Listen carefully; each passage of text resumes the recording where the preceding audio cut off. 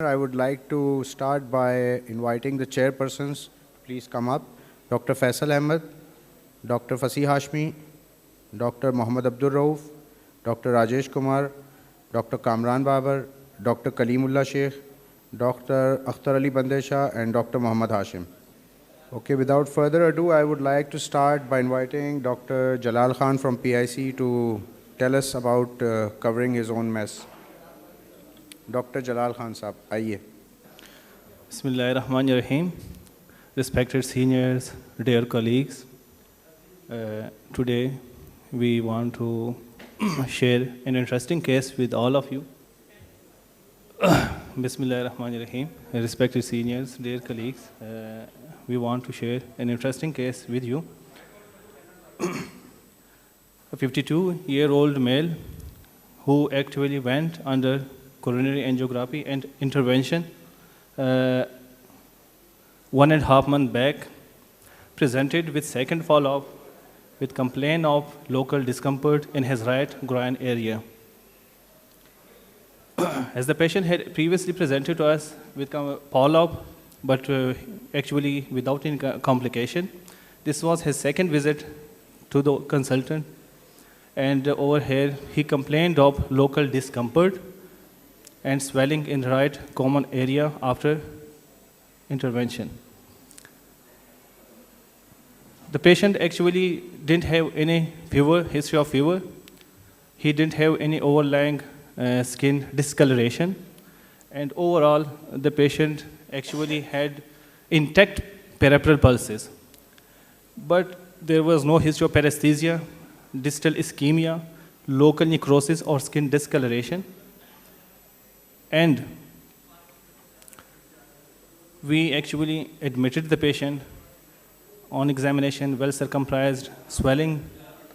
On examination, the patient's swelling was expansile, broy was absent, and interrogated the patient with a Doppler ultrasonograph, which actually showed a large pseudoaneurysm, which actually provided us the provisional diagnosis of iatrogenic physician-induced pseudoaneurysm of the right femoral artery. This is actually the cavity, pseudoaneurysmal cavity. Over here, lining under, you can see the common femoral artery, oblique-shaped, and beyond that, there is the femoral vein. Here, on this ultrasonography, we can see that this is the neck over here, zigzag pattern. Over here is the common femoral artery, which actually communicates through this channel with the cavity, and it feeds the cavity, and the blood actually swings and comes out back over here. This is actually ultrasound Doppler wave, which actually shows the same connection of neck between the cavity and the pseudoaneurysmal cavity. This is actually the diagrammatic presentation, which shows the development of pseudoaneurysm after procedure when actually there is a connection between the artery and aneurysm. Our diagnosis was further actually provided by doing actually over here at the neck we did pulse wave Doppler, which actually showed to and fro pattern of blood between the artery and the cavity. And at the same level of the artery we did a pulse wave Doppler, which basically showed triphasic pattern, and further confirmed that this is actually the artery which had a communication with the cavity. And we actually decided to take the dimensions, which showed a cavity of around about 14 to 36, and we can see over here the length, the diameter of the neck, it is around about 5 mm. So here the question arises like, how would we proceed? How would we manage this case? Either we would go with option of conservative management. The second one would be manual pressure or pressure dressing. The third one would be ultrasound-guided compression, or either surgery. And there can be another option by the name of anything else if we have in our mind. So that was actually the interesting thing over here. And as we actually know that conservative, it's actually high risk because complications are related to it. The aneurysmal cavity can rupture, while manual pressure, it needs prolonged pressure. It is actually local discomfort is more in it, and the recurrence rate is high with low success rate. So it can only be applied in small pseudoaneurysmal. Second, ultrasound-guided compression. It actually has a better success rate when the aneurysmal cavity or the aneurysm is around about 20 mm, and its success rate is 70% or less than that. Surgery, it is a good option, but actually it is invasive. Chances of infections, chances of invasion is there, needs a vascular surgeon, higher complication. So these can actually make a nightmare for the interventional cardiologist, as the patient went under intervention, so further going surgery can complicate it. So anything else in our mind for this patient, we actually decided to give a special therapy, that is thrombin, ultrasound-guided thrombin injection into the cavity. Because the patient actually had underwent intervention, and the patient is on dual antiplatelet therapy. So instead of those all, and it is actually, you can say that physician-induced, so it's better to treat by ourselves, and we decided and choose the treatment of thrombin. So this is available, and we try to inject the patient. So the steps we followed it is that, first of all, after sterile and proper sterilization, ultrasound position under guidance, we took 2 syringes of 1 ml. We filled one with injection with thrombin of 1 ml and saline 0.8 in 1 cc, and we connected it to a 3-way. First, we injected the needle into the cavity, and our target was actually to be at the level, mid-level of the cavity, or we can say upper third of the cavity. We actually tried to suck the blood came, and then injected the same blood back again under ultrasound guidance, which showed contrast bubbles visible ejecting from the tip of the injection. So we kept the needle, and we injected the second needle of thrombin, 0.2 ml, every 3 to 4 seconds under ultrasound guidance, and to try to thrombus the blood in the cavity. Here we can see that this is the injection, tip of the injection, and this is actually the white bubble coming from the injection is actually thrombin being injected at this level. And the blood which actually fills in the cavity slightly is actually thrombolysis occurring over here.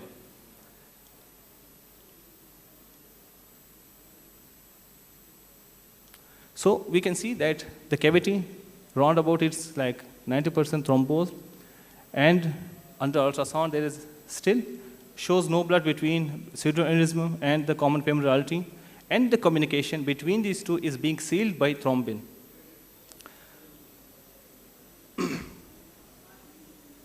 This was actually the final ultrasound wave, which actually showed the communication being completely sealed successfully, and the patent common femoral artery without being compromised in this case. We actually, the conclusion over here was that injection of thrombin, it is actually feasible and an effective technique to treat an heterogenic pseudoaneurysm of femoral artery.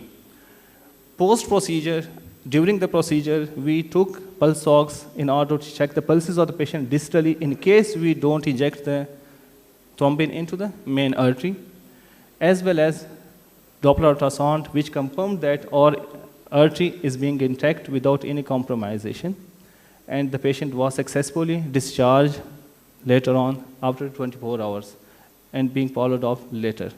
So that was the case. Thank you. Thank you. Well, impressive. Dr. Jalal Khan, if the panelists have any questions, please go ahead.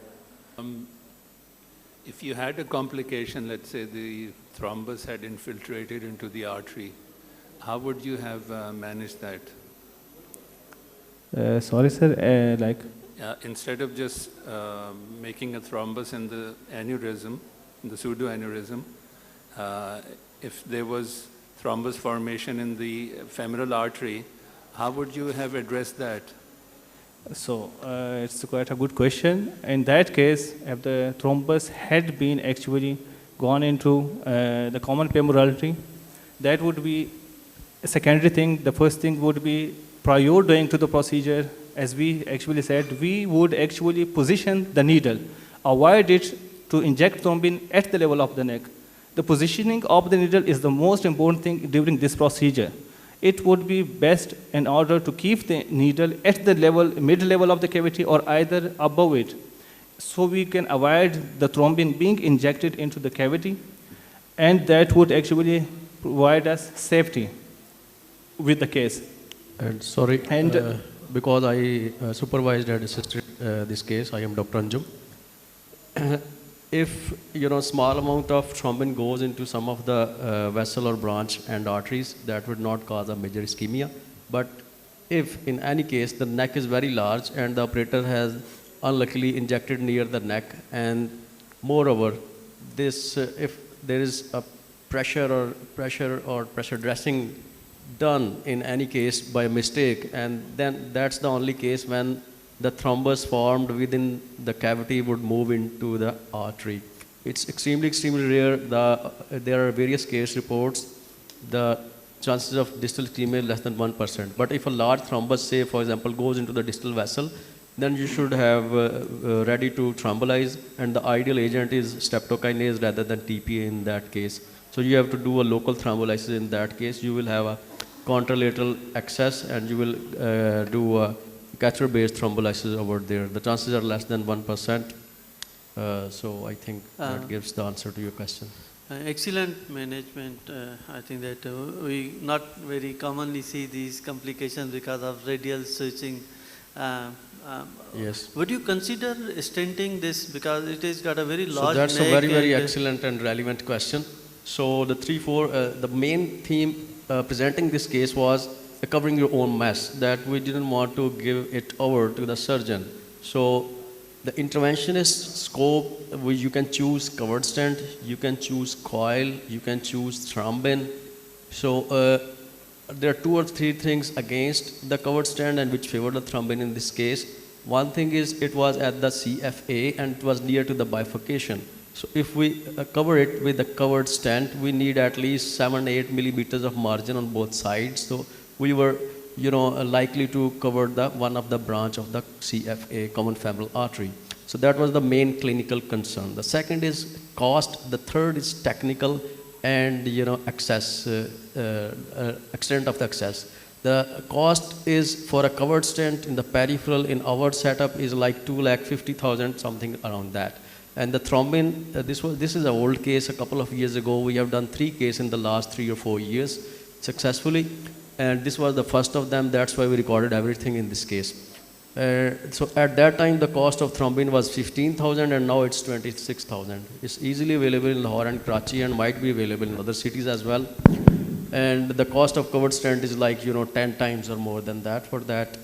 So that was the cost. The third is technical. For putting in a covered stent, you have to go at least 7 or 8 French from the contralateral side. Again, another access. You have to take the patient to the cath lab, and then you have to put in the stent and all that. And sometimes you even have to do a post dilatation as well.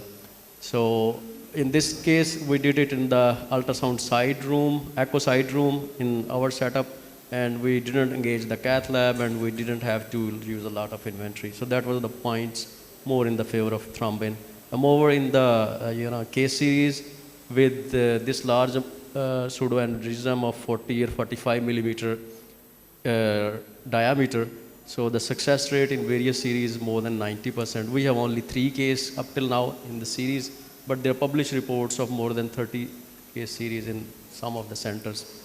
Last question or comment? Just last one more. Yes, Dr. Sultana. Yes, please go ahead. Will include 2 questions. एक तो what was the hurry of, what was the risk, immediate आपको क्या problem थी इसमें? इसको आप you wanted to get, मतलब you wanted to deal with this aneurysm. एक question, मतलब इसकी emergency क्या थी आपकी? Maybe with time it would have settled down on itself. और दूसरा ये था कि pseudoaneurysm में होता है तो already there is always some sort of thrombus lie there. Which it did not happen in this case. So we very did not excellent. see any thrombus. And एक है और दूसरा question था.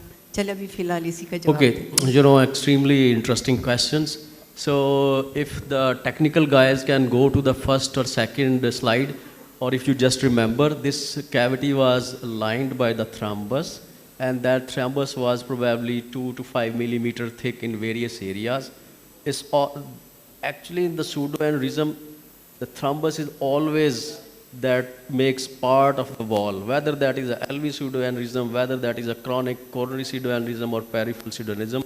And this was visible in one of the views we have copied over here. In other views, they were very good visible, but they were only lining the wall. There was no sign that it will get thrombosed spontaneously, not at all. Especially by looking at the Doppler, you see a huge flow. And you look at the velocity of that flow, which was shown, confirmed by the color pulse wave Doppler, that was 90 millimeter of mercury. That is a huge pressure.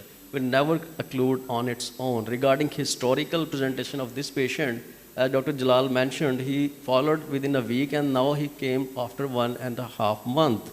So this is already grown up and ripened pseudoaneurysm. If you ask me, I would never ever think of leaving it alone, not at all, because it will grow up, then the overlying skin will necrose and it might rupture, or even the surgeon would be reluctant to pick up it at a later stage. And so I think these were the both questions.